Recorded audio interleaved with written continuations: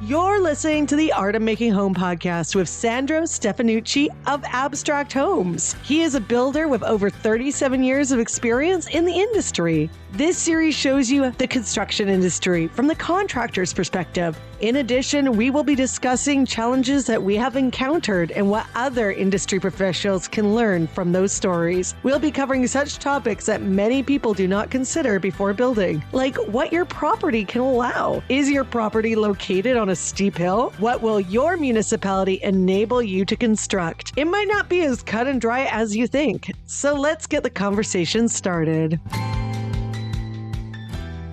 Hello, beautiful people. It's Sandro Stefanucci. So glad you could join us today on the podcast. Welcome to the Art of Making Home podcast. Today's episode is focused on some latest news and trends in the industry in Vancouver.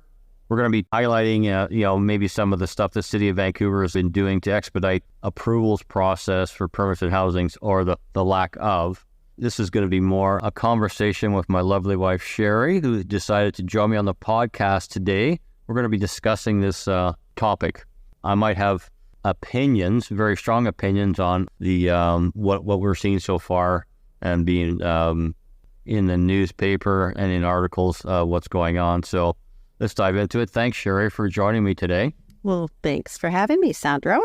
You've been obviously, reading some of the things that have been coming out with the City of Vancouver, with Haven, which is the Home Builders Association of Vancouver. There's articles written by the Home Builders Association of Vancouver and different people within the industry, the building industry, putting their 2 cents in with this the approvals process and trying to get rid of some things and try to expedite the process. What I've seen so far and what I've heard so far, I've heard Ken Sim talk about expediting the process, but for some people that are, like us, we typically build single-family homes. We're building laneways and infills.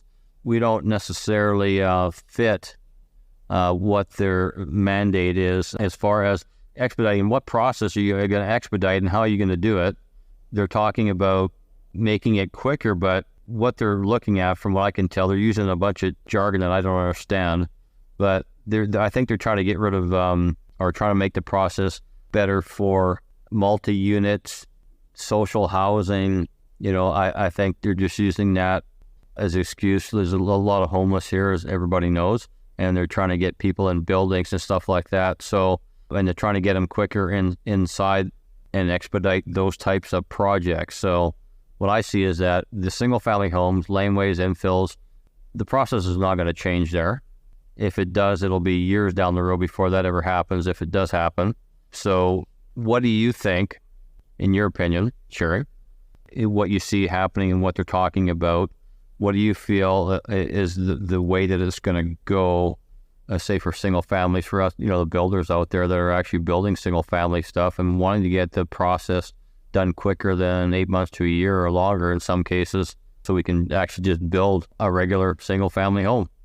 Yeah, you bring up some really valid points here, Sandro. It's complicated. I mean, we are in a housing crisis, and, there's a lot of things happening out there that are exacerbating the problem. And, you mentioned several of them. We have a lot of people coming into the country in very vast numbers. We have already a lot of homeless. The costs of everything have just done nothing but risen. And so now we're at a point here in Vancouver where rent costs have just skyrocketed. The cost of building has gone up. Supplies, most of the time right now, they're coming in fairly well. We're not looking at, supplies taking a really long time like they were during the pandemic. But, there are still big costs associated with our supplies. And so right now, the way I see it, we're still in that missing middle. The permits are taking so long for the single family builders.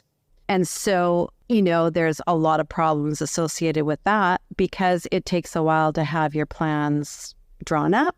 We all know that takes time. And you get your permits into City Hall, after, let's say, 4 to 6 months of the drawings of the plans, they go into City Hall and then they sit there for a very, very long time. And, time is money.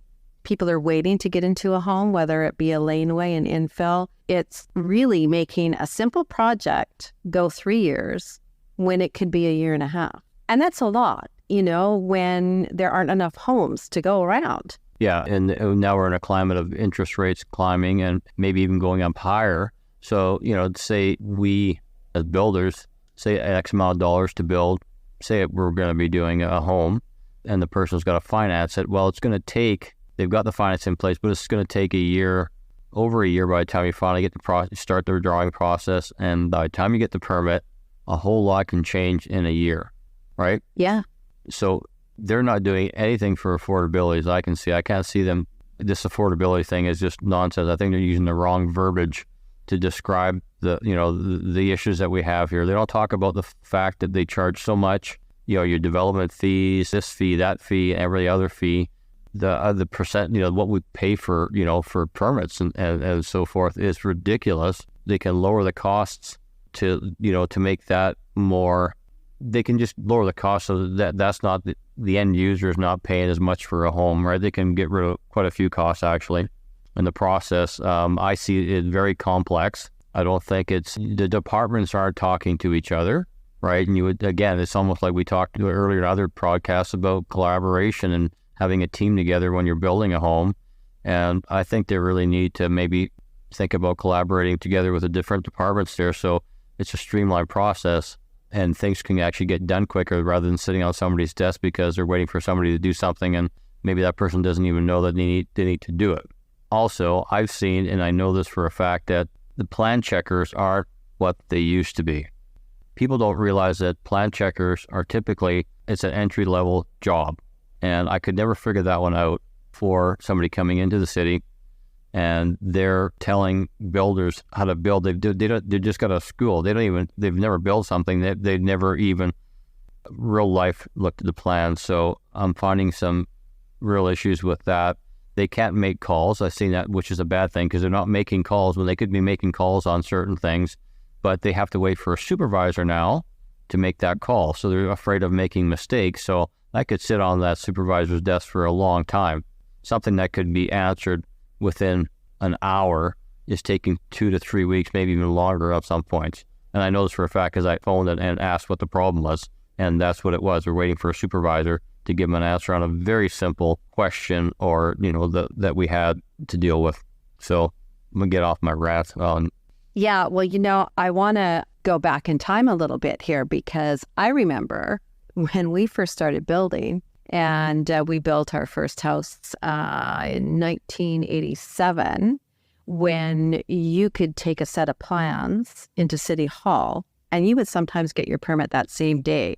Or if it was something, maybe they didn't have, maybe somebody was sick at City Hall that day and so they weren't in at work. So maybe at the latest you'd get your permit a day or two later. But homes were very simple back then. And it's very different today where everything is so complex. The building science behind some of these homes is just so incredible and different. And I think that the city has actually not caught up with that kind of complexity of what we're building today.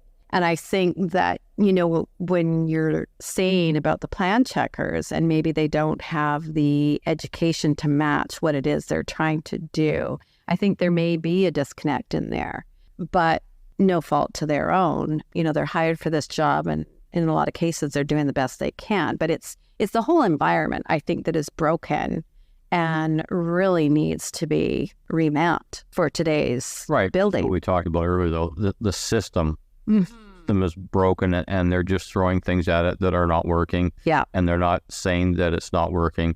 And they're trying to fix something that they don't know how to fix. They're going about it the wrong way, in my opinion. I think they can make some key changes with even having, let's say, a registered architect sign off on the plans, and that way it can eliminate maybe a lot of red tape to begin with. Yeah. Right? If you really want to. Okay, that could be harsher because the cost implications could cost more money for a lot of people when they're deciding to build. But to get rid of the 8 month or over a year, sometimes 2 year wait by simplifying that, give the responsibility to the architect to provide the paperwork. See, under Part 5, you can do that. You can make those changes, and you can just basically, the architect and sign off on everything, and he provides the paperwork to the city once a month or whatever it may be. That can get rid of a whole lot of need in that City Hall has, like, for plan checkers and experienced plan checkers, right? Because they don't have the capability or the knowledge or experience to do it, and the younger ones that are coming up now just don't have it. It could take a long time, and I think that's a big problem. And I know that it's a problem because I talked to a plan checker she was in the planning department in Vancouver City, but she was in the building area, the planning, they were doing plan checking and all that. And she just basically said, this was only a few months ago, she's retired after 30 some odd years of being there. She says, we just don't have the staff and the knowledge to do it. Yeah. Well, again, I think every industry right now is suffering with labor shortage for sure. So that's obviously an issue. I think finally, and it's taken years and years and years for City Hall to even be calling up the local building association. So Haven has a department. That's our local home builders association. They have a department that's government relations, and, they are breaking ground now, but it has taken years and years and years for that to happen. And so, they're speaking on the builders and suppliers' behalf. And of course, we also have the Canadian Home Builders Association of BC and then the Canadian Home Builders National, which, again, they are making headway, and it's great, but it's not enough. It's not quick enough. Our association has over 1,100 members, and a lot of them are multifamily. A lot of us are custom home builders, and then they have the development where you have the subdivision. So you're single family builders, but they're on production. And, we're all saying the same thing, whether it's multifamily, single family development, or custom build and renovations. It's taking way too long to get our permits done. So I wish City Hall would listen more to those of us that are in the industry and some of the ideas that they've got. Yeah, it really is. It is a mess there, and I think they're just too afraid to admit that it's a mess, and that they should listen to other people, which they don't. And I know, because I've been on committees before that's gone to City Hall, and we've talked about issues like that. You think that they're concerned about it, they're listening to it, and your input's valuable to them. But at the end of the day, I don't think it really means anything. They're going to just do what they want to do, what they figure is the best policy for that time. And it could be, again, administrations change every few years. Yeah. You don't sometimes get the same there. So now their views are completely different. So it's just never ending. And, again, you mentioned the government relations that we have at Haven. And I read every Saturday, I typically read that, and what have they done with that.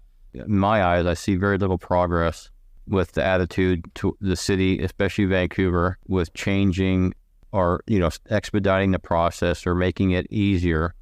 They just seem to love red tape and making things complicated when they don't need to be complicated. So we could really solve all the problems out there for sure. Yes. In this podcast, and hopefully somebody will listen. I don't know if Vancouver is either resistant or what they're doing and how their processes go to understand the mentality there. West Van, other municipalities, even Burnaby, get their process done usually quicker. And I think is because there's a certain culture, I think, and I think they're just better at getting that process and maybe not so complicated and so much red tape and how they do things. And I think it's very, I don't know if judgmental is the right word, but they can kind of really look at everything as I think a case-to-case project where I think, okay, you're going to build a home here. Does it fit the criteria, all these things we have? Okay, yeah, it does.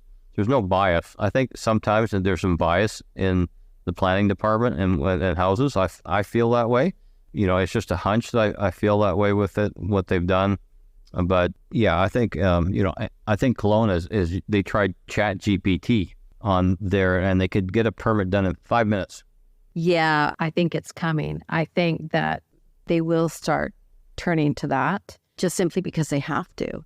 And if it proves in Kelowna that this is really working and it really is speeding things up and, everyone's be happy with that, then I think you're going to see another municipality try it and another and another. And I think that the proof is in the pudding, in that if it's successful in one, it will flow. Why do you think they can do it in 5 minutes?